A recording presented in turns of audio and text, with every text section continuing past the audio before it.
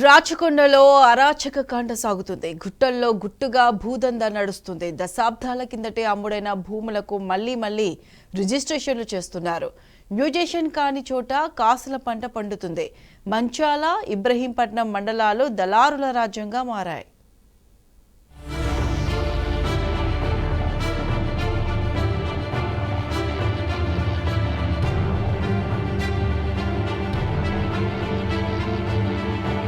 రాచకొండ గుట్టల్లో భూబకాసురులు రెచ్చిపోతున్నారు. గుట్టలను భూములను మింగేస్తున్నారు. దశాబ్దాల క్రితమే అమ్ముడైన భూములను మళ్లీ విక్రయిస్తున్నారు. రెవెన్యూ అధికారులు చేతులు కలపడంతో దళారుల పంట పండుతోంది. 80 లక్షలకు పైగా ధర పలుకుతున్న భూములను అప్పనంగా 10 నుంచి 20 లక్షలకే అమ్ముతారని ఎరవేస్తున్నారు. ఈసీలు చూడకుండానే అధికారులు రిజిస్ట్రేషన్లు చేస్తుండటంతో రియల్ ఎస్టేట్ సంస్థలతో పాటు మధ్యతరగతి ప్రజలు బాధితులుగా మిగులుతున్నారు. రంగారెడ్డి జిల్లా మంచాల, ఇబ్రహీంపట్నం మండలాల్లో ఈ డబుల్ రిజిస్ట్రేషన్ దందా పెద్ద ఎత్తున జరుగుతోంది. తక్కువ ధరకు వస్తున్నాయంటూ కొందరు ప్రైవేట్ వ్యక్తులు కూడా ఎకరాలకు ఎకరాలు కొనుగోలు చేసేందుకు ముందుకొస్తున్నారు. కానీ ఇవి గతంలోనే రిజిస్ట్రేషన్ అయ్యాయనే వాస్తవాన్ని మాత్రం దళారులు గోప్యంగా ఉంచుతున్నారు. దీంతో మున్ముందు ఈ భూములన్నీ వివాదాలకు దారితీసే అవకాశం ఉండడంతో ముందుగానే అరికట్టాల్సిన రెవెన్యూ యంత్రాంగం మాత్రం అదే అదునుగా కాసుల పండుగ చేసుకుంటోంది.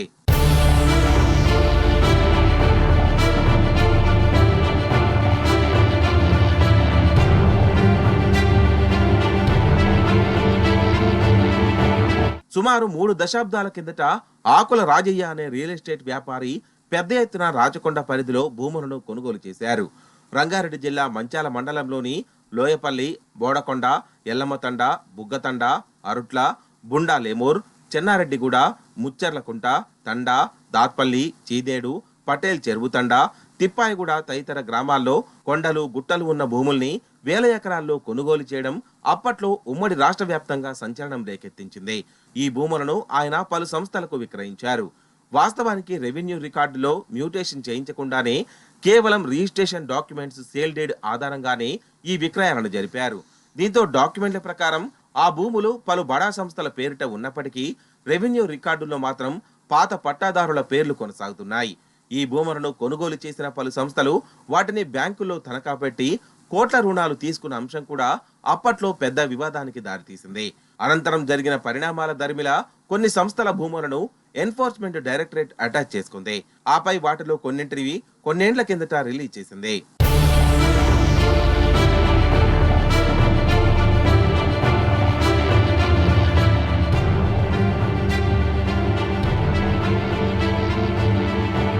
రాచకొండ ప్రాంతంలో భూ రికార్డుల ప్రక్షాళన జరగడంతో పాత పట్టాదారుల పేరు మీదే పాసు పుస్తకాలు వచ్చాయి. దీంతో రియల్ బ్రోకర్లు పెద్ద ఎత్తున ఈ భూములపై కన్నేసి రైతుల నుంచి 10 నుంచి 15 లక్షలకే కొనుగోలు చేస్తున్నారు. రైతులు కూడా గతంలోనే విక్రయించిన భూములు మళ్లీ మరో అవకాశం వచ్చిందనే ఉద్దేశంతోనే విక్రయానికి అంగీకరిస్తున్నారు. వీటిని తక్కువ ధరకు అమ్ముతామంటూ హైదరాబాద్లోని రియల్ ఎస్టేట్ సంస్థలతో బేరాలకు దిగుతున్నారు. ఈ భూముల విక్రయం గతంలోనే జరిగినప్పటికీ ప్రస్తుతం రెవెన్యూ రికార్డుల్లో పాత రైతుల పేర్లు ఉండడంతో డబుల్ రిజిస్ట్రేషన్ కు ఆస్కారం ఏర్పడింది. రెవెన్యూ అధికారులకు ఈ విషయం తెలిసినా తాజా పాస్ పుస్తకాలు ఆన్లైన్ ప్రామాణికంగా తీసుకొని రిజిస్ట్రేషన్లు చేస్తున్నారు.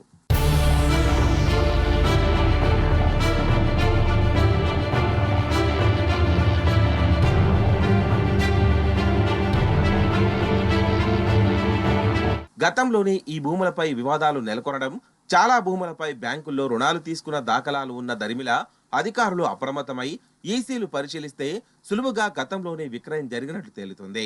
కానీ ఉద్దేశపూర్వకంగానే అధికారులు విస్మరిస్తున్నారనే ఆరోపణలు వినిపిస్తున్నాయి. మంచాల మండల పరిధిలోని గ్రామాలతో పాటు ఇబ్రహీంపట్నం మండలంలోని భూములు డబుల్ విక్రయాలు జరిగినట్లు తెలిసిందే. మంచాల తహసీల్దార్ కార్యాలయంలో ప్రైవేట్ వ్యక్తులదే ఇష్టారాజ్యంగా నడుస్తున్నట్లు పలువురు ఆరోపిస్తున్నారు. ఒక ప్రైవేట్ వ్యక్తి కన్సర్న్లోనే అధికార యంత్రాంగం నడుచుకుంటూ డబుల్ రిజిస్ట్రేషన్లు చేస్తున్నట్లు ఆరోపణలున్నాయి. ఈ అంశంపై మంచాల తహసీల్దార్ కేవీవీ ప్రసాదరావును మీడియా సంప్రదించగా డబుల్ రిజిస్ట్రేషన్ల వ్యవహారం తమ దృష్టికి రాలేదని పేర్కొన్నారు.